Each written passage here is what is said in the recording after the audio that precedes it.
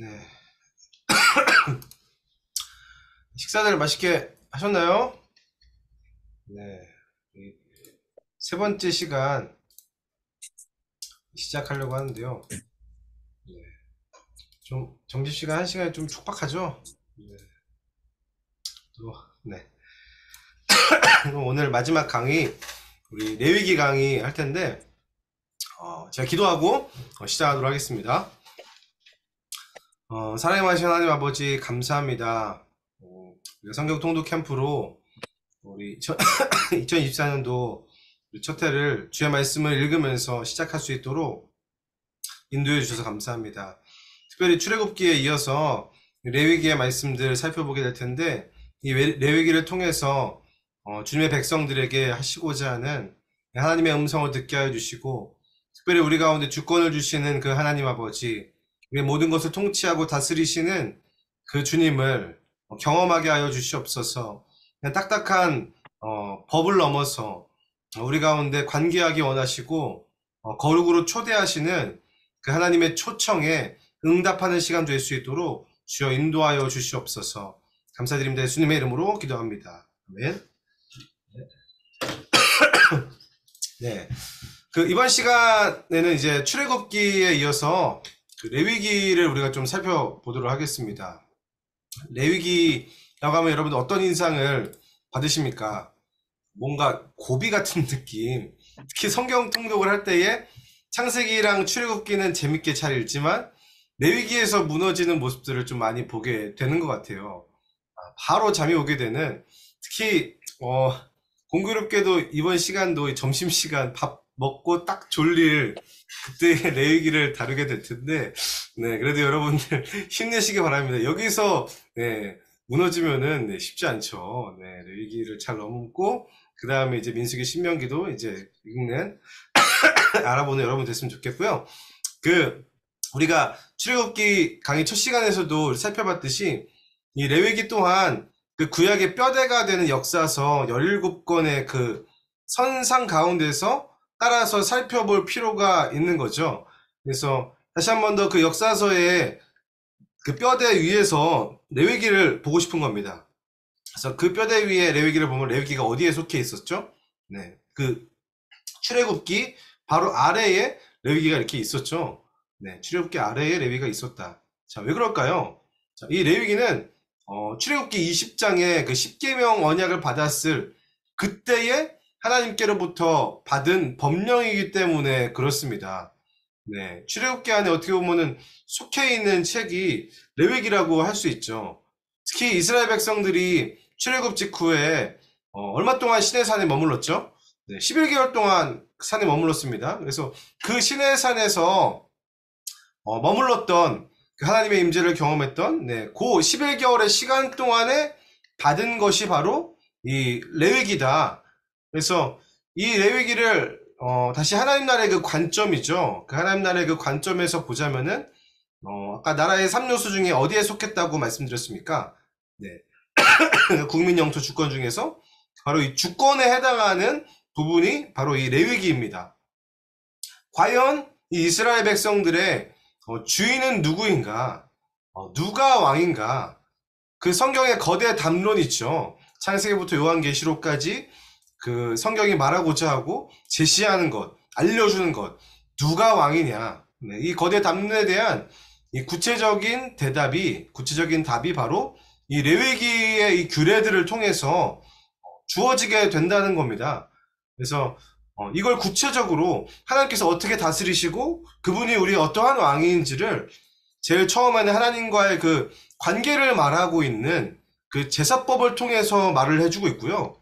그리고 이 사람과 사람 사이의 그 관계, 하나님 나라의 백성이라면 어떻게 관계하고 살아야 하는지, 하나님을 왕으로 주인으로 모신 하나님 나라의 백성들은 사람과 사람 사이에서 어떻게 관계하고 살아야 하는지, 또한 사회를 이루어갈 때에 어떤 법과 그 기준을 가지고 살아야 하는지에 대해서 그 모든 것의 법과 기준이, 그리고 과연 누구로부터 이것이 말미암는지를 말해주고 가르쳐주는 것이 바로 이 레위기입니다. 이 기준이란 게 굉장히 중요해요. 우리가 예를 들어서 죄라고 했을 때도 어떤 것이 죄인지 아닌지 그것을 판단하기 위한 어떤 그런 기준이 필요하잖아요. 어떤 기준에 있어서 이것이 죄인가, 어떤 기준에 있어서 이게 죄가 아닌가, 이거는 기준이 되게 중요한 문제입니다. 그래서 이런 거죠. 우리나라의 법에서 죄인 것이, 그리고 다른 나라 가서는 죄가 아닌 것이 될 수 있다. 그게 법의 기준인 겁니다. 뭐 예를 들어서 우리나라에서 이제 대마초를 피는 것은 이제 대마초를 이제 습득하고 그걸 피는 거는 명백한 죄죠. 그렇죠? 자, 그런데 미국의 어떤 주에 가면은 이 대마초를 팔고 이 대마초를 다루고 피는 것은 죄가 아닐 수 있습니다. 네. 그 기준이 바로, 예, 그게 다 기준에서 나오는 거거든요. 그래서 그 기준에 대한 것들, 네, 이 하나님의 법과 기준을 따라 사는 사람들이 누구인지, 그리고 이 법과 기준을 따라 사는 사람들을 누가 책임지시고, 누가 지키시고, 다스리시는가? 바로 하나님이시다. 여호와 하나님이 이 이스라엘 백성들의 이 법을 받은 사람들을 지키시고 보호하시고 그들을 다스리신다. 그 하나님의 법과 기준, 왕의 기준에 따라서 사는 자들이 바로 이스라엘 백성들이다. 라고 말해주는 책이 바로 이제 레위기입니다. 네. 그래서, PPT를 공유를 깜빡했네요. 네, PPT를 좀 공유를 좀 하면서 또 계속해서 살펴보도록 하겠습니다.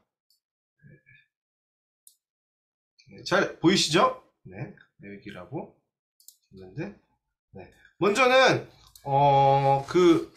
출애굽기에서도 우리가 처음에 살펴봤듯이 그 레위기의 책 제목에 대해서 우리가 먼저 좀 알고 싶습니다. 그래서 역시 레위기를 처음 딱 폈을 때에, 가장 먼저 폈을 때에 우리의 눈에 가장 먼저 들어오는 게 뭐죠? 네, 이 레위기라는 그 책 제목이죠. 여러분, 레위가 누군지 잘 아시겠습니까? 누군지 다 아시죠? 네, 우리가 잘 아는 대로 이 야곱의 그 12아들입니다. 이 야곱의 그 12아들 중에서 세 번째죠. 네, 그 세 번째 그 아들이 이 레위거든요. 그래서 레위와 그의 자손들에 대한 이야기, 이 구약에서는 하나님을 예배하는 그 예배를 돕고 관장하는 그 지파가 바로 이 레위 지파입니다. 자, 그런데 이 레위기의 이 히브리어 이름, 그걸로 우리가 좀 살펴보고 싶은 거죠. 실은 히브리어 이름도 이 레위기가 아닙니다. 네. 역시 출애굽기와 마찬가지로 이 레위기라는 이름으로 붙여지게 된 계기가 있다라는 거예요. 네, 출애굽기랑 똑같습니다. 네, 이 중간기 때에 이 히브리어 성경을 이 헬라어 성경으로 번역한 그 72인의 랍비들이 구약 성경을 이제 헬라어로 번역하면서 이 붙여진 이름이 바로 이 레위기입니다. 네, 아마 이 랍비들이 책의 제목을 붙였을 때에 고대 근동의 그런 어떤 제목보다는 그 책 내용을 좀 위주로 해서 이렇게 붙인 것 같아요. 그래서 아마 레위기의 그 많은 내용들이 실은 이 하나님께 드리는 그 제사와 관련이 있는 거죠. 네, 하나님께 드리는 제사와 관련이 있기 때문에 그 제사를 관장하는 그 레위 지파의 이름을 따서 그렇게 이름을 붙였던 것 같습니다. 자, 그렇다면은 이 레위기의 히브리어 이름은 무엇일까? 네, 히브리어 이름, 네, 바로 바이크라입니다. 바이크라. 네, 무슨 뜻이냐면요, 그가 부르셨다라는 그런 뜻입니다. 네, 그가 부르셨다. 네, 책 제목 그가 부르셨다 나오죠. 네, 이런 이름을 붙인 이유는 역시 무엇입니까? 이 책을 시작하는 첫 단어를 이 제목으로 삼는 이 고대 근동의 그런 관행 때문에 이런 바이크라, 그가 부르셨다라는 그런 제목을 붙인 건데요. 우리 레위기 1장 1절 말씀을 우리 한번 같이 읽어볼까요? 네. 레위기 1장 1절 말씀입니다. 네. 시작. 여호와께서 회막에서 모세를 부르시고 그에게 말씀하여 이르시되. 네, 이 개역개정 성경을 보면은 여호와께서가 제일 첫 번째에 나오죠. 네, 여호와께서가 제일 첫 번째에 나옵니다. 자, 그런데 이 히브리어 원문을 보면은 이렇게 나와 있습니다. 바이크라 엘 모세. 네, 부르셨다 하나님께서 모세를, 이렇게 시작합니다. 특히 이 부르셨다는 거, 이 부분은 우리가 좀 깊이 묵상을 해볼 필요가 있는 거죠. 이 아까도 제가 이야기했지만 이 성경의 거대 담론인 누가 왕인가, 네, 이 부분과 함께 좀 생각을 했을 때에 이 레위기의 첫 번째 이 제목을 보면서 이런 질문을 할 수 있습니다. 이 왕이신 하나님께서 이 부르신 자들은 하나님과 어떻게 관계해야 하는가? 또한 이 하나님께서 부르신 자들은, 이 사람들은 어떠한 존재인가? 특히 이 부분을, 이 정해진 이 절기, 인생의 시간들을 어떻게 보내야 하는지를 뒤에 가면 이제 말하면서 그거를 가르쳐 주고 있는 것이 레위기입니다. 그리고 이 왕이신 하나님께서 이 부르신 자들은 사람들과 어떻게 관계를 맺어야 하는가? 이 모든 영역에서 부르심이 명확한 사람들, 이 부르심을 말해주는 거, 그리고 이 모든 영역을 다스리고 이것을 주관하시는 분이 바로 하나님이시다. 네, 요거를 말해주는 것이 이 레위기고, 레위기 전체의 내용이라고 할 수 있습니다. 그래서 레위기의 제목 바이크라, 그가 부르셨다라는 점을 우리가 좀 기억하면서 이 레위기를 좀 읽어 보아야 합니다. 네, 그리고 두 번째로 이제 레위기의 저자인데요. 실은 저자는 두말할 것 없이 모세죠. 왜냐면은 모세가 시내산에 올라가서 그 율법을 받으면서 직접 그 하나님의 음성을 듣고 레위기를 받았기 때문에, 네, 이 십계명 율법을 받으면서 함께 받았던 것이 레위기의 법령들이기 때문입니다. 특히 이 레위기 자체에서 하나님께서 모세에게 율법을 주셨다라는 그런 표현이 56번이나 등장하게 되는 거죠. 56번이나 등장하면서 이 모세가 레위기를 썼다는 점은 실은 의심할 필요가 없습니다. 그리고 레위기의 내용은 이 출애굽기 25장과 이 25장에서부터 40장까지의 그 내용들을 같이 함께 담지해주고 있습니다. 네, 그래서 저자는 모세다. 그리고 세 번째는 이제 레위기의 기록 목적을 좀 살펴보고 싶은데요. 이거는 아까 제가 서론에서 말씀드렸던 것처럼 하나님께서 부르신 백성들은 과연 누구인지, 어떤 기준과 법도를 가지고 사는 자들인지, 그리고 백성들을 이 부르신 이 하나님과는 어떻게 관계를 맺고 또한 이 세상 사람들과는 어떻게 관계를 맺어야지, 그거를 알려주는데 기록 목적이 있습니다. 근데 그런 점들을 하나님께서는 어떻게 알려주시는지 그 방식을 좀 생각하면서 우리가 좀 레위기를 읽어야 되는 거예요. 네, 실은 이 레위기가 아까 제가 이야기했지만 성경 통독을 하면서 가장 먼저 이게 그 맞닥뜨리게 되는 어떤 걸림돌 같은 거잖아요. 네, 그렇게 느껴질 때가 많이 있다라는 거예요. 네. 자, 근데 이게 고비인 이유가 뭐냐면은 레위기를 주신 방식을 모르고 그냥 덮어놓고 읽었기 때문에 그렇지 않나라는 그런 생각을 해봅니다. 실은 그냥 레위기만 딱 펴서 그냥 읽었을 때는 이게 진짜 좀 딱딱하고 좀 재미없는 그런 법령처럼 느껴진다. 아, 이 법 쉽지 않다. 왜냐면 이야기들이 별로 없기 때문에, 내러티브들이 별로 없기 때문에 아, 이거 좀 쉽지 않다라는 그런 인상을 받게 되는 거죠. 자, 그런데 이 레위기의 시작과 맞물려 있는 출애굽기 이 40장의 맥락과 이어서 살펴보면은 이 레위기를 보는 시각이 달라지게 됩니다. 네, 왜 그럴까요? 왜냐면은 이 40장에서는 이 성막 건축이 완료가 되죠. 그리고 하나님의 임재가 이제 가시적으로 보이기 시작합니다. 그리고 이어지는 레위기는 그 하나님의 가시적인 임재를 오롯이 경험하면서 이제 그 찾아오신 하나님, 임재하신 그 하나님과 구체적으로 어떻게 관계를 맺는지, 그 관계를 맺는 법에 대해서 가르쳐 주는 거죠. 그래서 하나님께서 이 레위기를 우리 가운데 주시고 이것을 읽으라고 주셨을 때에 그 의도는 이런 겁니다. 그냥 텅 비어 있는 아무도 없는 그런 성막에 우리를 그냥 덩그러니 그냥 이렇게 두신 것이 아니라 하나님의 임재로 완전히 가득 차 있는 그 성막에서 하나님께서 직접 우리의 귀에 이 관계하는 법들, 이 기준들, 이거를 들려주시는 거예요. 직접 하나님께서 임재하심으로 가르쳐 주시는 성경이 레위기다. 그래서 이 레위기를 읽을 때에 우리가 가져야 할 자세는 하나님께서 지금 레위기를 읽고 있는 지금 이 시점에도 나에게도 동일하게 그렇게 임재하고 계신다라는 그 임재 인식을, 그 자세를 가져야 합니다.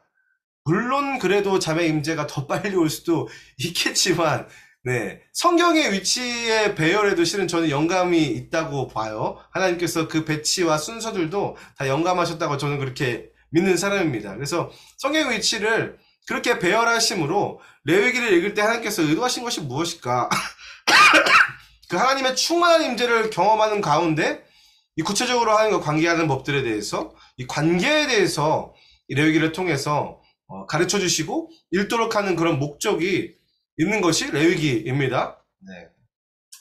네. 그리고 우리 네 번째는 다른 책들과의 관계를 또 우리가 좀 살펴봐야 하죠. 네. 특히 이 구약과 모세오경과의 그 레위기의 관계가 굉장히 중요합니다. 이 모세오경을 우리가 5가지죠. 이 5가지의 구조를 우리가 좀 관계를 좀 살펴볼 필요가 있는데요.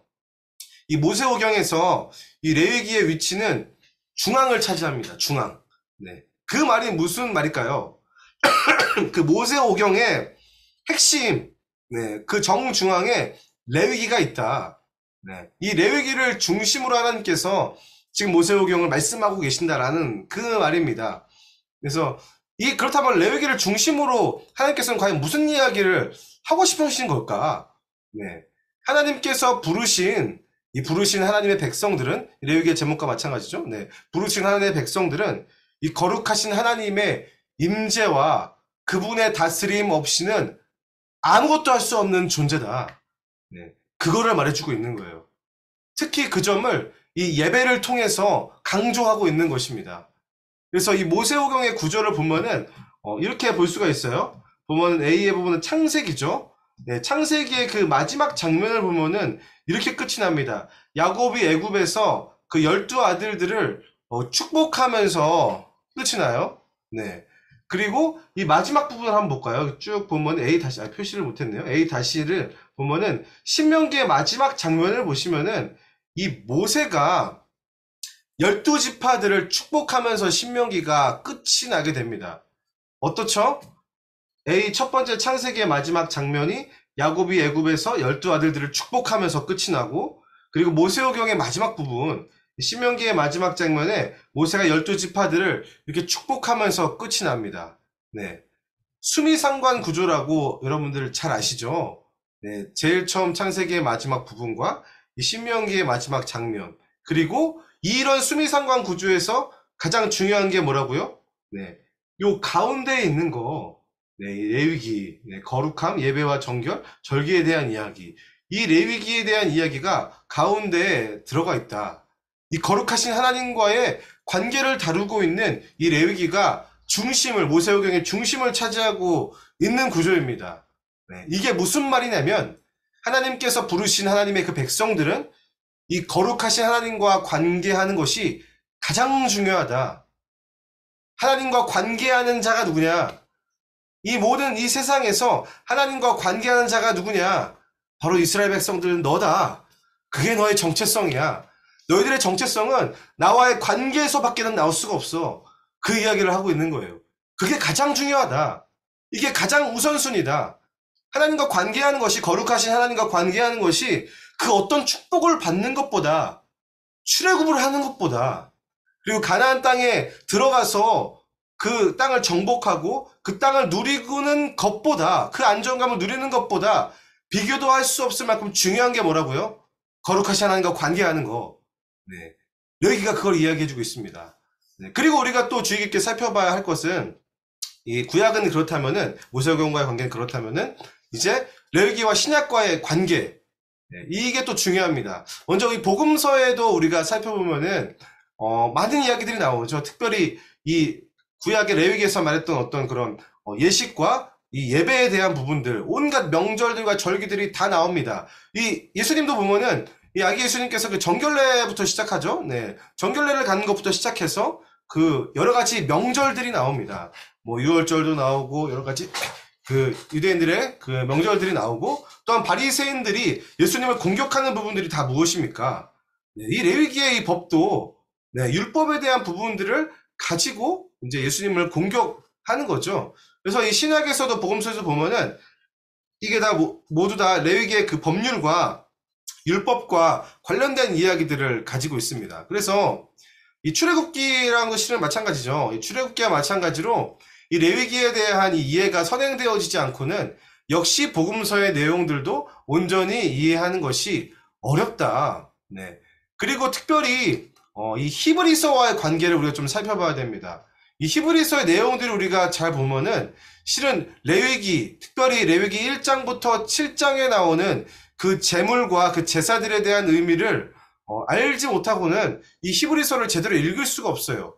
왜냐면은 이 히브리서 저자가 아직 누구인지 밝혀지지는 않았습니다. 근데 이 히브리서의 저자가 그 레위기 1장부터 7장에 나오는 그 제물의 의미들, 그 제사의 의미들을 예수 그리스도의 몸을 예표하는 것들로 말하면서 그 레위기를 해석하고 있습니다. 그래서 히브리서를 이제 레위기의 해석하는 그런 책이다라고 그렇게 이야기하는 학자들도 있어요. 그래서 특히 히브리서는 이 죄로 인해서 가로막혀진 하나님과 인간 사이의 그 관계를 예수님께서 희생제물로 오셔서 완전히 회복시키셨다.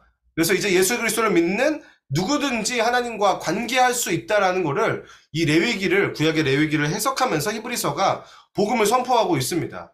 자, 그런 면에서 역시 이 레위기는 이 신약과 이 구약 성경에서 굉장히 지대한 영향력을 미치는 책이다라고 이야기를 할 수가 있습니다. 네. 여기까지가 다른 책과의 관계 부분이고요. 네. 그리고 중심 주제들을 우리가 좀 살펴보고자 합니다. 네. 이 레위기의 중심 주제는 역시 무엇일까요? 네. 거룩입니다. 네. 하나님께서 부르신 자들은 어떤 존재들인가? 하나님께서 거룩하게 구별하신 그런 존재들이다. 그 점을 이제 제사를 통해서, 관계를 통해서, 법을 통해서, 정결례를 통해서, 절기를 통해서 말해주는 거죠. 자, 그런데 이 레위기를 다 읽고 나면은 이런 느낌이 듭니다. 어떤 느낌이냐면요. 과연 이 모든 것들을 우리가 완벽하게 지킬 수 있을 것인가? 뭐 비단 저 개인뿐만이 아니라 이 세상에 사는 모든 인간들이 이 모든 것들을 해낼 수 있을 것인가? 네. 여러분 답은 무엇입니까? 네, 불가능하다. 네, 이 레위기에 있는 그 모든 법들을 완벽하게 지키는 거, 완전하게 지키는 거는 불가능하다라는 거예요. 근데 하나님께서 뭐라고 요청하십니까? 내가 거룩하니 너희도 거룩하라라고 그렇게 명령을 하십니다. 쉽지 않죠. 네, 실은 불가능입니다. 네, 이 거룩은 불가능하다라는 걸 레위기를 보면서 실은 절절히 우리가 그런 걸 느끼는 거예요. 그래서 좀 더 잠이 오지 않을까? 어차피 안 되는 거 약간 이런 생각이 있잖아요. 자, 그런데 왜 하나님께서는 불가능한 것을 왜 말씀하실까? 그렇다면은 거룩은 우리가 어떻게 이룰 수 있을 것인가? 인간의 힘으로는 불가능합니다. 그거를 이야기해주고 있는 거예요. 레위기의 법령들은 인간의 힘으로 이걸 다 지키는 거는 그냥 이건 불가능하다. 그렇다면 어떻게 가능할 수 있을까요? 오직 하나님으로부터만 가능하다. 특별히 위로부터 임해야만 가능하다라는 그런 결론에 도달할 수밖에 없습니다. 레위기가 가리키고 있는 지향점이 그거예요. 이 모든 법들 인간이 다 지킬 수 있는가? 그거 완전히 불가능한 일이야. 그럼 어떻게 해야 될까? 위로부터 와야 돼. 위로부터 그 거룩이 와야지만, 위로부터 거룩이 임해야지만 가능하다라는 그런 결론에 도달할 수밖에 없는 책이 레위기입니다. 그래서 이게 바로 은혜인 거죠. 왜 은혜일까요? 하나님께서 그런 어설픈 우리들에게도, 그런 우리들임에도 기꺼이 임재하시기로, 거룩하신 하나님께서 임재하시기로 결정하셨기 때문입니다. 과연 이스라엘 백성들은 이 예배를 드릴 때마다 이런 생각을 해보게 되는 거죠. 이 레위기의 규정들을 하나님의 기준, 하나님의 율법을 바라보고 있는 그 기준에 따라서 그 기준을 만족시킬 정도로 완벽하게 이 규례들을 지켜냈을까요? 네, 아마 그러지 못했을 겁니다. 자, 그런데도 불구하고 하나님은 그의 백성들을 어떻게 대하셨는가? 그의 부르신 거룩한 택한 백성들을 어떻게 대하셨는가? 그의 백성들 가운데 하나님께서 임재하셨습니다. 우리가 내일 들어서 우리가 살펴보겠지만 그 민수기와 신명기가 바로 이 점을 증명해주는 책이죠. 역사적으로 이 점을 증명해주는 책이 바로 민수기와 신명기입니다. 이 민수기를 보면은 어떻습니까? 네, 그 광야 40년의 세월 동안에 하나님의 임재가 떠난 적이 있나요? 하나님께서 임재하시지 않은 적이 있습니까? 네, 아니죠. 신명기에서는 아예 하나님께서 아들을 아름같이 광야의 시간 가운데 함께 하셨다라고까지 그렇게 이야기하고 있습니다. 그래서 이 레위기는요, 이 거룩에 대해서 아주 중요한 지점을 말해주고 있는 책이에요. 무엇이냐면은 이 거룩은 오직 위로부터 주어지는 은혜다. 이 거룩하신 하나님께서 그의 주권적인 선택으로 임재하시기 때문에 우리도 그 거룩을 이뤄낼 수 있다. 그래서 거룩은 여러분들 우리가 이룩해내는 게 아니라 받는 거예요. 네. 우리가 받는 겁니다. 하나님께서는 그렇게 그의 백성들을 거룩하게 하시기로 결정하셨기 때문에 그렇기에 거룩하신 하나님이 부르신 그의 백성들 또한 거룩할 수 있습니다. 믿음의 영역인 거예요. 거룩은요. 그래서 두 번째 주제는 이 레위기의 이 주제는 예수 그리스도예요. 실은 이 부분은 이 신약 시대를 여신 그 예수님이 오지 않고서는 결코 알 수 없는 부분이죠. 이 레위기만 봤을 때는 실은 모르는 부분입니다. 하지만 우리가 예수님께서 이미 오신 이후를 우리가 지금 살고 있잖아요. 네, AD의 시대를 살고 있는데 그리고 통독을 하는 입장에서 실은 이 주제를 간과할 수가 없습니다. 이 레위기에 나온 이 모든 제사와 법도들 있잖아요.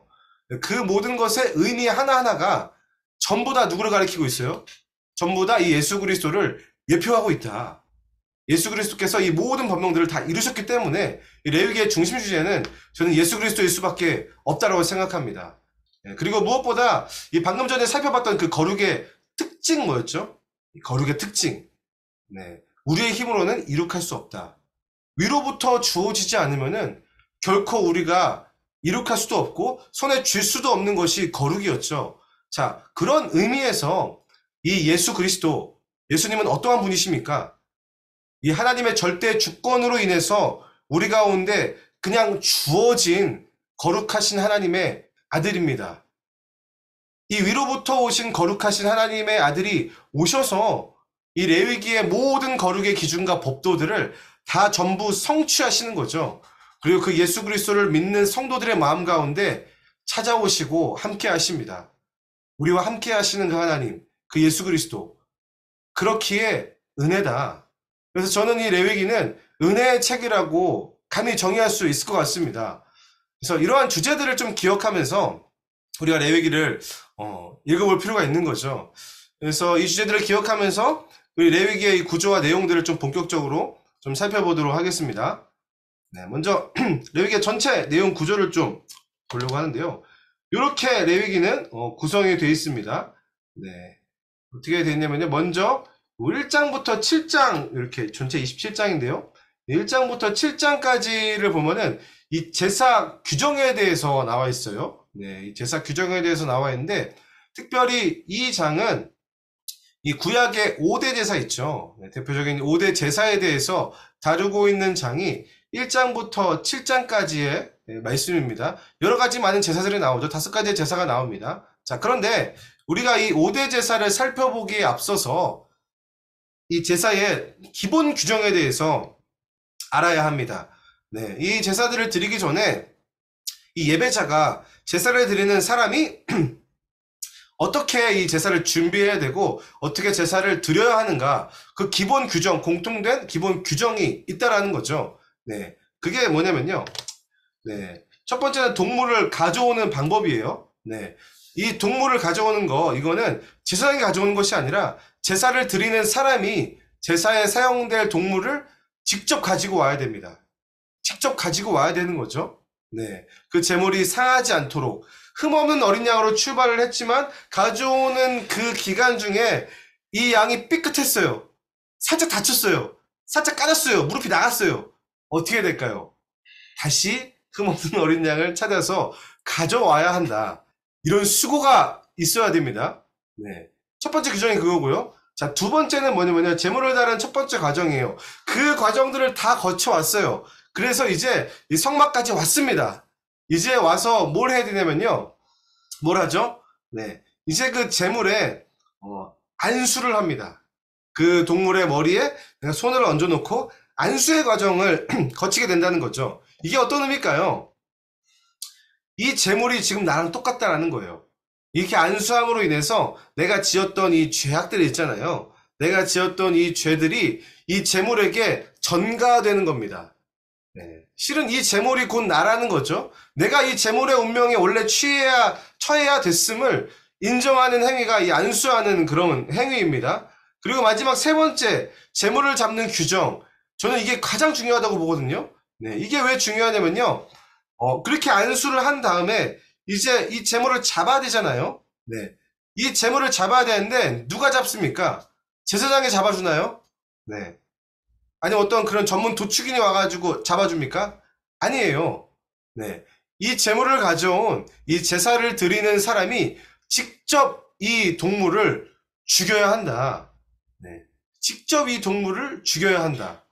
근데 여러분들 이게 뭐 그냥 그렇구나라고 생각을 할 수도 있겠지만 진짜 이 여러분들이 이제 뭐 구약의 대사를 한번 이제 경험해 본다고 셈 치고서는 양을 한 마리 끌고 오는 거예요. 아, 저는 그 양을 끌고 오면 저도 이제 양을 많이 보긴 했는데 그 양을 끌고 오는데 정말 여러 가지 생각이 들 것 같습니다. 얘를 어떻게 죽일까? 그래서 어떻든 갖고 와서 안수도 다 합니다. 근데 내가 죽여야 되잖아요. 근데 어떻든 용기를 내서 칼을 이제 꽂고 양을 이제 죽이는데 이 양이 한 번에 죽으면 괜찮잖아요. 네. 그런데 제가 죽였을 때 한 번에 죽일 수 있을까? 한 번에 안 죽이면 어떻게 될까요? 죽을 때까지 찔러대는 거죠. 네. 이 제사를 드리는 사람이 이 직접 동물을 죽여야 하는 겁니다. 네. 이거를 해줘야 되는 거예요. 그러면서 이거를 죽이면서 이 제사장은 뭘 깨달을까요? 아, 이거 내 죄가 이렇게 심각하구나. 내 제가 이렇게 고통스럽고 이렇게 죽일 만큼 그래서 이미 이거를 잡는 과정 중에 이미 피가 내 몸에 다 튀기는 거죠. 아, 내 죄가 이런 거구나.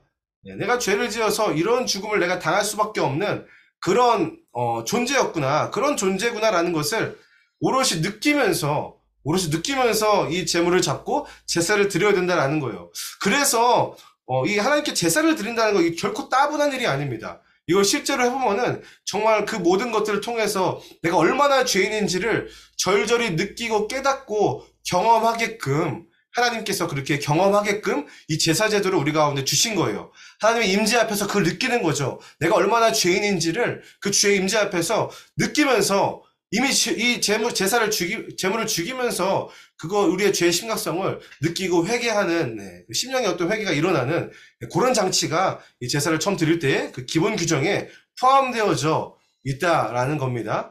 네, 그리고 나서 이제 구약의 5대 제사를 우리가 좀 살펴보고자 합니다. 네.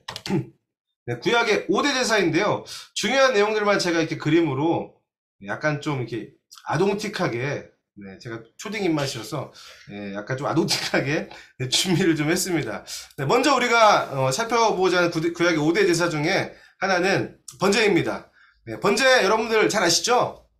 번제는 이 불로 태우는 제사예요. 불로 완전히 다 불 사르는 그런 제사인데 이게 히브리어로 올라라는 단어입니다. 이게 올라가다라는 그런 뜻이에요. 되게 비슷하죠, 한글이랑. 네, 근데 올라가다, 하나님께 올라가다라는 그런 뜻을 가지고 있는 제사가 번제입니다. 특별히 이 번제가 두 가지 측면이 있어요. 첫 번째는 죄와 관계됐을 때에 죄로 인해서 번제를 드렸을 때에는 이 번제가 하나님의 그 진노 있죠. 네, 이 죄를 지은 사람들을 향한 하나님의 그 죄에 대한 진노를 누그러뜨리는 그런 기능을 가지고 있습니다. 번제가요. 자, 그런데 죄와 상관없이 드릴 때에 죄와 상관없는 의미로 번제를 드릴 때는 그것이 어떤 의미를 가지고 있냐면요. 하나님께 완전히 드립니다. 내 모든 것이 하나님의 것입니다. 하나님에 대한 그런 완전한 헌신과 봉사를 의미하는 것이 번제입니다. 그래서 우리가 서원할 때 있잖아요. 하나님께 무언가를 서원하고 그 서원을 이행하기 위해서 화목제랑도 함께 드려지는 것이 이 번제입니다. 그리고 이 번제는 하나님께서 매일 드려야 한다라고 말씀하셨어요. 매일 이 번제를 드려야 된다. 그래서 첫 번째 이 번제에 대해서 설명이 나옵니다. 자, 그리고 두 번째는요. 소제죠. 네, 소제 곡식을 제가 이렇게 해놨는데 소제는 곡식으로 드리는 제사입니다. 네, 그래서 이게 5대 제사 중에 피와 상관없는 유일한 제사가 바로 소제거든요. 이 소제는 히브리어로 민하라는 그런 단어인데 선물, 예물이라는 그런 뜻을 가지고 있습니다. 그래서 어떤 의미냐면은 하나님께 이 감사와 충성을 맹세하고 충성을 표시하는 그런 의미로 드리는 제사가 바로 이 소제입니다. 근데 이 소재의 가장 중요한 특징이 있는데 그게 뭐냐면요. 이게 독자적으로 드려질 수 없어요. 독자적으로 드려지기보다는 다른 제사들과 함께 드려지는 제사가 바로 소제입니다. 그리고 더불어서 이 번제를 드리기 어려운 가난한 자들을 위한 그런 제사라고도 볼 수 있는 것이 소제입니다. 그리고 이 소제를 드릴 때에 반드시 첨가되어야 할 또 물질이 있는데 그게 뭐냐면은 소금이에요. 소금. 네, 소금. 소금이 그렇다면 왜 첨가될까? 소금은 실은 이 구약 성경에서 영원함을 상징합니다. 변하지 않게 하는 거, 변질되지 않게 하는 게 소금인데 이 소금을 소재를 드릴 때 첨가하면서 하나님과 우리와의 사이, 우리 사이의 그 언약이 변하지 않는다. 이것이 영원한 언약이다라는 의미로 그 소금을 같이 첨가해서 제사를 드립니다. 그래서 소금 언약이라고 하거든요. 소금 언약. 네, 특히 이 소금 언약에 관련해서는 이 민수기 18장 19절에 이 소금 언약에 대해서 이야기하는데 하나님께서 어떤 부분에 대해서 말씀하시면서 이 소금 언약을 이야기하시는 줄 아십니까? 네, 바로 그 가나안 땅을 그 정복하고 난 다음에 땅 분배를 할 때에 그 자손들에게 어떠한 어떻게 그 땅을 배분할 것이냐, 땅이 분배될 것인데 어떻게 배분할 것이냐 이런 부분들을 분배될 것을 이야기하면서 레위 자손에 대해서 이야기를 하세요. 레위 자손. 네, 그렇다면은 다 분배받는데 하나님을 섬기고 예배하는 이 레위 자손들에게는 무엇을 분배해 줄 것이냐 요 지점에 이르게 됩니다. 근데 하나님께서 뭐라고 말씀하시는 줄 아세요? 레위 자손에게 분배할 땅은 없다. 네, 실은 허무하죠. 네, 하나님을 섬기는데 어떻게 하나도 안 주실 수 있습니까? 이렇게 따질 수가 있습니다. 레위 자손들의 입장에서는. 근데 하나님께서 그 다음에 뭐라고 말씀하시는 줄 아십니까? 네, 레위 자손들의 기업은 나다. 누구라고요? 나다. 하나님이 레위 자손의 기업이 될 것이다. 라고 이야기하면서 그 제사에 드려지는 것들, 네, 그런 것들, 하나님께 예배하면서 관계하면서 드렸던 그 모든 것들이, 거기서 나오는 것들이 이 레위 자손들의 기업이 될 것이다. 너희는 내가 기업이야. 라고 말씀하시면서 이것이 영원한 소금 언약이다. 라고 말씀하십니다. 네, 무슨 말입니까? 하나님을 예배하는 이 레위 자손들은 내가 평생 책임져 줄 것이다. 내가 영원히 책임져 줄 것이다. 라는 그 언약을 소금이랑 함께 소금 언약을 맺으시는 그 장면이 나옵니다. 네. 어쨌든 요거에 관계되어 있는 제사가 바로 이 소제다. 네. 그리고 세 번째는 화목제입니다. 네. 화목제는 요 그림만 보면 알 수 있듯이 그리고 형제와 형제가 이제 화목을 이루기 위해서 하나님 앞에 드리는 그런 제사인 거죠. 그래서 이 화목제는 이 히브리어로 슐라밈이라는 단어인데요. 이게 샬롬에서 파생된 단어입니다. 평화와 화목과 그 안녕을 도모하기 위해서 드리는 제사가 바로 이 화목제인데요. 실은 이 화목제에는 속죄의 기능이 없습니다. 죄를 속해주는 속죄의 기능이 없기 때문에 먼저 속죄제를 드리고 난 다음에 맨 마지막에 드려야 하는 제사가 뭐라고요? 네, 화목제입니다. 그래서 특히 이 화목제의 특징 중에 하나가 뭐냐면요. 제사를 끝난 다음에 제사를 이제 태워서 드려야 될 부분들, 그리고 제사장에게 주어야 될 목들, 버려야 되는 부분들 이렇게 나눠지잖아요. 제물들이. 그렇죠. 그런데 이 화목제는 유일하게 그 제물의 일부를 제사를 드린 제사인이, 제사를 드린 사람이 그것을 돌려받아서 나눠 먹을 수 있습니다. 네, 대박이죠? 네, 그냥 다 레위인 아니면 태워드리고 버리고 이게 끝이 아니라 화목제만큼은 거기서 이제 드려진 이제 그 살들이죠. 거기에 들려진 것들을 이제 다시금 가져와서 나눠 먹을 수 있습니다. 이런 거라고 보는 거죠. 이제 제사 드리고 하나님께 우리가 화목하기로 결정합니다 하고 했지만 뭔가 먹어야지잖아요. 네, 밥 먹으면 기분 좋잖아요. 네, 여러분 다 기분 좋으시죠? 저도 기분 좋은데 그 밥을 먹으면서 이제 서로 화목을 도모할 수 있는 그 식사 자리를 마련하는 그런 계기를 가지게 해준다. 그것이 바로 화목제입니다. 네, 그리고 네 번째는 속죄제입니다. 네, 속죄제는 정결제라고도 이야기를 하는데요. 이게 히브리어로 하타트라는 단어인데 이게 죄로 오염된 것을 깨끗하게 씻어내는 그런 정결하게 하는 그런 제사입니다. 그래서 이 속죄제는 이스라엘의 모든 사람들 대속죄일이죠. 네, 도의 속죄를 정해서 모든 이스라엘 사람들을 정결하게 하는 그런 날을 가지고, 그리고 이 속죄제로는 제물을 거룩하게 정결하게 할 수 있고, 또한 제단까지 이 속죄제로 정화할 수가 있습니다. 네, 하나님께 예배를 드리는 그 제단, 번제단까지 이 모든 속죄제로 인해서 정결하게 할 수 있다. 그것이 바로 이 속죄제다. 네, 그래서 어린 양으로 오신 예수 그리스도 이렇게 양을 넣어봤어요. 네, 그리고 마지막으로 속건제입니다. 네, 속건제. 네, 속건제는 제가 여기다가 그림을 어떤 걸 넣었죠? 네, 20%. 네, 이게 20% 할인해 준다. 예, 이런 게 아니에요. 네, 제사 드리느라 힘들었으니까 하루는 이제 약간 세일하듯이 20%를 재물들이 깎아주는 이런 게 아니라요. 실은 속건제는 어떤 거냐면은 배상제입니다. 이게 히브리어로 아샴이라는 단어거든요. 근데 이게 죄로 인해서 발생되어진 어떤 재산상의 피해를 배상하는 그런 제사예요. 배상해주는 제사. 특별히 이게 신분과 재산 유무에 상관없이 동일하게 이 룰들이 적용이 되고요. 이 속건제 유차 20%를 왜 썼냐면요. 물어주잖아요. 그냥 이거 제가 죄를 지어가 재산상의 피해를 발생하겠습니다. 주님 용서해 주세요. 이거로 끝나는 것이 아니라 이 제사를 드리고 난 다음에는 피해액에서 20%를 더해서 배상을 해야 됩니다. 그래서 제가 20%를 쓴 거예요. 네.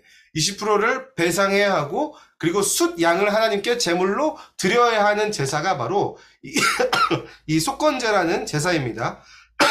그래서 우리가 이 구약의 5대 제사들을 이렇게 살펴보면서 번제, 소제, 화목제, 속죄제, 속건제 이렇게 1장부터 7장까지를 보면은 이 부분을 우리가 배울 수 있는 거예요. 자, 그런데 이거 말고도 실은 레위기에서 다른 제사들이 나올까요? 네, 실은 나옵니다. 네.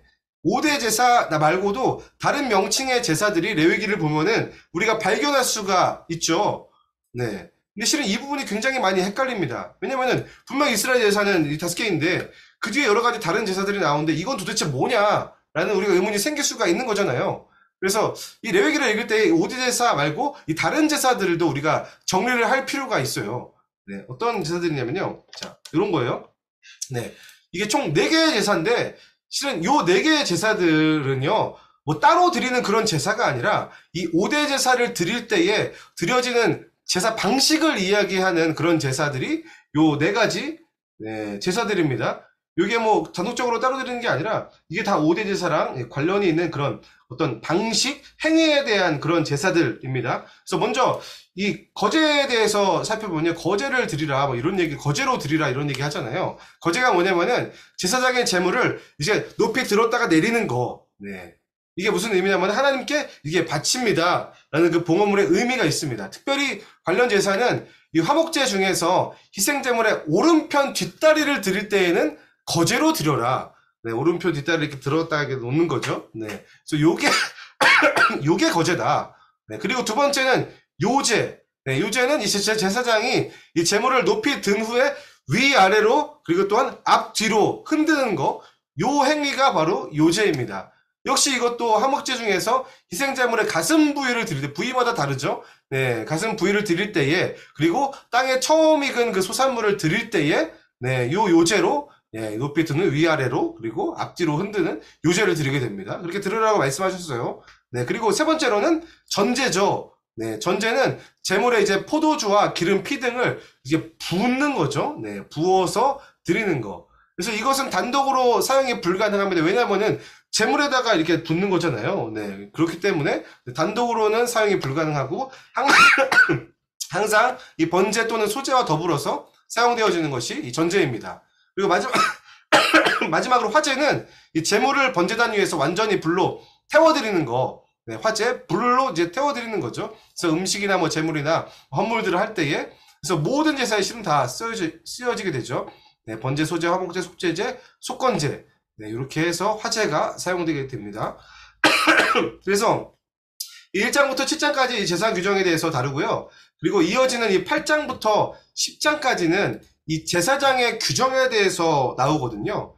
이 제사장의 규정이 나오는데 실은 이 레위기에서 이 제사장의 규정이 2번 나옵니다. 네, 첫 번째는 이 8장부터 10장까지가 제사장에 대한 규례가 첫 번째로 나오고 이제 뒤에 21장부터 22장을 보면은 한 번 더 이 제사장의 규정이 나오는데 이 2가지의 규정이 다른 점이 뭐냐면요. 8장부터 10장까지는 실제적인 사례를 들어서 이야기를 한다는 점이 있어서 21장과 22장과의 구분이 있습니다. 특별히 모세가 직접 이 아론과 그의 아들들에게 제사장직을 위임해주는 그런 세레모니가 나오거든요. 8장부터 10장까지는요. 그렇게 세레모니를 보여주면서 하나님께서 뭐라고 말씀하시는 거예요? 이렇게 하는 거야.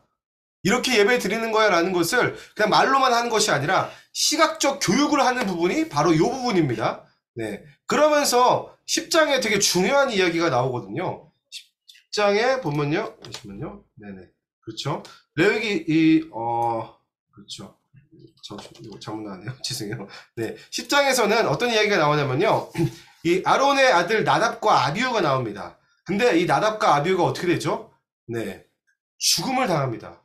네. 하나님을 예배하는 그 중에 하나님의 그 불이 임해서 이 나답과 아비후가 죽임을 당하는 그런 일들이 나타나게 되는데요. 왜 죽임을 당했을까요? 네. 왜냐면은 이 나답과 아비후가 하나님께 분향을 할 때에 하나님께서 사용하라고 말씀하신 불이 아니라 다른 불을 가져다가 하나님께 분향했다는 그런 말이 나옵니다. 자, 그리고 그때의 하나님의 불이 이들을 삼켜서 불타 죽는 일이 발생하게 되는데 이거 왜 이렇게 하셨을까요? 네. 그냥 아무 불이나 그냥 붙여서 예배드리면 되지 않을까? 실은 그렇지 않습니다. 이 여호와 앞에 분향하는 이 불은 하나님께서 명령하신 이 거룩한 불, 구별한 그 거룩한 불 이외에 다른 불을 사용하면 안 된다라고 말씀하셨어요. 자, 그렇다면은 그 하나님께서 사용하라고 명령하신 그 거룩한 불이 무엇일까? 아까 잠깐 봤지만 우리 레위기 우리 9장 24절 말씀 우리 같이 읽도록 하겠습니다. 네, 읽을게요. 시작. 불이 여호와 앞에서 나와 제단 위에 번제물과 기름을 사른지라 온 백성이 이를 보고 소리 지르며 엎드렸더라. 이 9장은 이 아론과 그 아들들이 이 제사장 위임식 때에 드린 그 첫 제사의 내용인데요. 이때 하나님의 영광이 임하게 됩니다. 자, 그러면서 나타난 현상이 이 번제단 위에 하나님의 불이 임하게 됩니다. 그리고 이 불이 바로 성막에서 쓰이는 거룩한 불이에요. 그래서 이 제사장들이 하나님께서 명령하셔 이 불이 꺼지지 않게끔 해라. 이 하나님께 위로부터 오는 그 불 있잖아요. 성막에서는 이 위로부터 오는 이 불 이외에 다른 불을 사용해서는 안 되는 거죠. 오직 하나님께로부터 나오는 이 불만이 인간을 죄에서 정결하게 할 수 있고 하나님과 관계할 수 있게 만든다. 거룩하게 할 수 있다. 바로 그 점을 알려주는 것이 나답과 아비후의 죽음입니다. 그래서 이 이야기는 레위기의 중심 주제와도 일치하는 거죠. 예, 거룩은 오로지 위로부터 주어질 수밖에 없다. 그것을 지금 이 나답과 아비후를 통해서 이야기해주고 있는 것입니다. 자, 그리고 이어지는 이제 11장부터 15장까지는 그렇다면 인간은 언제 제사를 드려야 하는가? 하나님께서 정해주신 그 법에 따라 이 정결과 이 부정을 판단해서 이 부정할 때 어떻게 정결하게 해야 하는지, 어떻게 정결하게 한 제사를 드려야 하는지, 그거를 이야기해주는 장이 이제 11장부터 15장에 이 정결규례를 다루는 그 장입니다. 네, 그리고 16장은 1년에 한 번 있는 대속죄일이죠. 이때 하루 날을 잡고 이스라엘 백성들 모든 이 백성 전체의 죄를 완벽하게 처리하는 대속죄일에 대한 이야기가 이 16장에 나옵니다. 그래서 이날은 이 대제사장이 자신도 그렇고 자신의 집에 있는 모든 사람들 다 속죄하고 나아가서 성막과 성전도 정결하게 하는 어떻게 보면은 영적인 대청소를 하는 날이 바로 대속죄일이죠. 그리고 바로 이때 대제사장이 어떻게 될까요? 네, 이때에 모든 백성과 인간을 대표해서 지성소에 들어가서 하나님을 만나게 됩니다. 네, 그리고 이어서 이제 17장부터 20장까지는 하나님의 거룩한 이 백성으로서 어떻게 이웃과 관계를 맺어야 하느냐, 그거에 대해서 이야기를 하고 있고요. 21장부터 22장은 다시금 제사장의 규례를 이야기하면서 이번에는 그 체계화된 법과 규례의 형태를 가지고 가르쳐 주게 되는 거죠. 자, 그리고 나서 이제 23장부터 25장까지의 이야기가 나오게 되죠. 특별히 23장부터 25장까지는 절기에 대해서 이야기합니다. 시간에 대해서 이야기를 하는 거죠. 이 부분이 중요한 이유가 있습니다. 왜냐면은 우리 모든 인간들이 다 시간 가운데 살아가고 있기 때문입니다. 그래서 곧 시간은 생명이라고 할 수 있죠. 우리 생명과도 관계되어 있는 장이 어디다 그렇다면은 23장부터 25장까지다. 이 하나님께서 주신 이 시간들을 우리가 어떻게 사용해야 하느냐, 어떤 의미를 가지고 있느냐, 그걸 말해주는 장이 23장부터 25장까지의 절기를 다루고 있는 그런 장입니다. 그래서 네, 이스라엘의 5대 절기를 우리 빠르게 좀 살펴보도록 하겠습니다. 먼저 첫 번째 절기는 6월절이죠. 네, 6월절 우리가 다 잘 알다시피 이스라엘이 이집트에서 해방된 날을 기념하는 게 6월절입니다. 그리고 6월절과 더불어서 같이 이어지는 절기가 뭔지 아세요? 네, 무교절입니다. 네, 무교절을 지키라라고 말씀하셨어요. 그래서 6월절이 대표적인 이스라엘의 절기입니다. 두 번째는 오순절이죠. 77절이라고도 하고 맥추절인데 이때는 밀의 첫 열매를 하나님께 드림으로써 이제 절기를 지키는 거죠. 그래서 오순절, 이 6월절부터 50일을 세서 이제 오순절 이제 성령 임하는 거 우리 사도행전 금요일날 우리 살펴보겠지만, 네, 그 오순절이 바로 요겁니다. 네, 그리고 세 번째는 나팔절. 나팔절은 이제 새해 첫날 하나님께 드리는 그런 의미가 있습니다. 그리고 네 번째 이제 대속죄일이 나오죠. 아까 이야기했듯이 전체 이스라엘 백성들의 죄를 속하는 날이 대속죄일. 그리고 마지막으로 초막절, 네, 초막절, 장막절. 네, 이 날은 추수감사절이라고 제가 이렇게 했는데 하나님께서 광야 40년 동안 지켜주신 것을 기념하는 절기가 이 초막절이에요. 그래서 일주일 동안 이 유대인들이 어떻게 이 초막절을 지키냐면요. 집 놔두고 집 바깥에 나와서 가족들과 함께 장막을 치면서, 왜 장막을 칠까요? 네, 왜냐면은 광야 40년 동안 장막 생활을 했기 때문에 그 40년을 인도하신 하나님을 기억하면서 이 초막절을 지키는 것입니다. 네. 그래서 요 이스라엘의 5대 절기를 기억하면서 레위기를 좀 보면 좋을 것 같아요. 그래서 그 다음에 이제 이 절기에 대한 설명을 한 다음에 마지막 25장에서는 안식년과 희년에 대해서 나오죠. 특별히 안식년 어떤 절기입니까? 7년마다 땅을 쉬게 하는 건데요. 이스라엘의 모든 땅은 첫 해부터 6년까지는 경작할 수가 있습니다.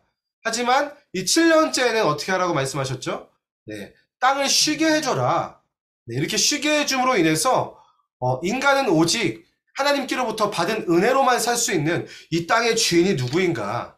내가 내 것처럼 틀어지고 사는 것 같지만 그렇지 않다. 이 땅의 주인은 하나님이시고 이 은혜를 나는 받아가면서 살아갈 수밖에 없는 그런 존재라는 것을, 그런 구별된 백성으로 내가 부르심을 받았구나라는 받았구나라는 그 사실을 1년 동안 기억하면서 이 안식년을 보내게 되는 거죠. 자, 그리고 두 번째는 뭐죠? 네, 두 번째는 희년이죠. 희년 들어보셨습니까? 네, 희년은 이 안식년이 7번 되풀이 된 후에 이듬해, 그러니까 50년째죠. 네, 50년째를 이야기합니다. 이때는 안식년 플러스 1년을 더 쉬게 되는 거죠. 네. 근데 물론 하나님의 은혜를 기억하는 거 너무도 중요하잖아요. 근데 2년 동안 정말 아무것도 안 하고 이렇게 있으면은 어떤 생각이 들까요? 주님, 뭐 먹고 살면 좋겠습니까? 2년 동안 아무것도 안 하고 어떻게 먹고 삽니까? 이런 생각을 저희만 할 수 있는 걸까요? 아니죠. 실은 이것을, 이 절기를 받았던 다른 사람들도, 이 이스라엘 백성들도 그런 생각을 했다라는 거예요. 그래서 레위기 25장 21절을 한번 우리 찾아볼까요? 네, 우리 레위기 25장 20절이랑 21절 우리 같이 읽도록 하겠습니다.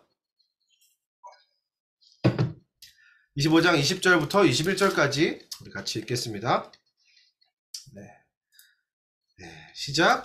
만일 너희가 말하기를 우리가 만일 7째 해에 심지도 못하고 소출을 거두지도 못하면 우리가 무엇을 먹으리요 하겠으나 내가 명령하여 6째 해에 내 복을 너희에게 주어 그 소출이 3년 동안 쓰기에 족하게 하리라. 자, 주님 이렇게 쉬는데 뭐 먹고 삽니까? 라고 말하고 있는 그 이스라엘 백성들에게 하나님께서 뭐라고 말씀하시죠? 네, 그 6년째 해에 복을 주셔서 이 희년을 충분히 견딜 수 있게끔 내가 복을 더 주겠다라고 그렇게 말씀하십니다. 하나님께서 책임져 주시는 삶이 진짜 무엇인지 이 2년 동안 한번 경험해봐라 라고 지금 하나님께서 말씀하시는 거예요. 그래서 이 희년의 때에서는 모든 빚이 다 탕감이 됩니다. 노예가 있으면 해방을 하고, 땅은 원래 주인, 원주인에게 돌려지는 해가 바로 이 희년의 해인데, 실 얼마나 은혜의 해입니까? 특히 빚이 있는 사람들에게 있어서 이 희년을 얼마나 손꼽아 기다렸겠습니까? 네. 그렇기 때문에 이 희년은 하나님의 은혜의 절정을 실제적으로 경험하는 그런 시간이에요. 그런 절기입니다. 그것과 동시에 희년은 땅의 진정한 주인이 하나님이시고 모든 사람들은 그저 하나님께 받아서 사는 그런 존재, 은혜로만 살아가는 그런 존재임을 기억하는 절기가 바로 희년이라는 절기입니다. 네, 그리고 나서 이제 26장과 27장은 이제 순종과 불순종의 결과들 그리고 서원에 대한 내용을 다루면서 이제 레위기가 끝나게 되는 거죠. 여기까지가 레위기 강의고요. 우리에게 주신 교훈이 있죠. 뭐냐면요, 이 거룩이라는 것, 네, 이 거룩, 아까 제가 레위기 제목을 보면서 거룩으로의 초대라고 밑에다 써놨는데, 거룩이 무엇이냐? 거룩은 위에서부터 임하는 것이다. 전적으로 거룩은 우리가 이룩하는 것이 아니라 위로부터 임하는 것이다. 두 번째는 우리는 어떤 존재인가? 정체성이 무엇인가? 거룩하신 하나님과 우리가 동행하지 않고서는 단 한순간도 살아갈 수 없는 존재가 바로 우리다. 그렇게 부르심을 받은 하나님의 백성들, 네, 어떤 존재냐? 그걸 말해주는 것이 바로 레위기입니다. 그래서 여기까지 레위기 강의를 마쳤고요. 제가 기도하고 마치도록 하겠습니다. 네, 기도하겠습니다. 하나님 아버지, 이 레위기를 통해서 우리 가운데 말씀해 주셔서 감사합니다. 주께서 우리를 하나님의 백성으로 불러주셨는데 우리를 어떻게 부르셨는지 하나님과의 관계에서, 그리고 인간과 인간 사이의 관계에서, 이 모든 세상의 관계에서 주 우리가 어떻게 관계를 맺고 하나님의 거룩하심을 드러내야 하는지 주님이 레위기를 읽을 때 우리 가운데 말씀하여 주시옵소서. 우리가 보지 못하는 부분들을 주께서 이미 보고 계시고 그 모든 것들을 계획하고 계신 하나님이심을, 그리고 마침내는 그 거룩을 이루어내시는 분이 하나님이심을 우리가 믿음으로 고백합니다. 하나님, 우리 가운데 은혜를 베풀어 주시옵소서. 오로지 위로부터 오는 그 은혜, 그 주님의 그 거룩하심을 우리가 입기를 소망합니다. 성령 하나님, 우리 가운데 오셔서 이 거룩의 여정들을 이루어내어 주시옵소서. 하나님, 다른 것을 의지하지 않기로 결정합니다. 거룩하신 하나님을 의지하고 날마다 그 하나님과의 그 관계 가운데서 하나님의 임재를 경험하고 주께서 인도하시는 대로 순종하면서 살아가는 우리 모든 우리 아가페의 성도님 될 수 있도록 아버지 인도하여 주시옵소서. 하나님 아버지, 앞으로 남은 그 모든 성경 통독의 과정 가운데도 주님께서 함께하여 주시고 하나님의 나라를 더욱더 알게 하여 주시고 주님을 만나는 그런 놀라운 시간 될 수 있도록 주여 인도하여 주옵소서. 감사드립니다. 예수님의 이름으로 기도합니다. 아멘. 네, 우리 둘째 날 강의를 마쳤고요. 우리 내일 동일하게 10시에 우리 민수기랑 신명기 강의 하도록 하겠습니다. 고생하셨습니다.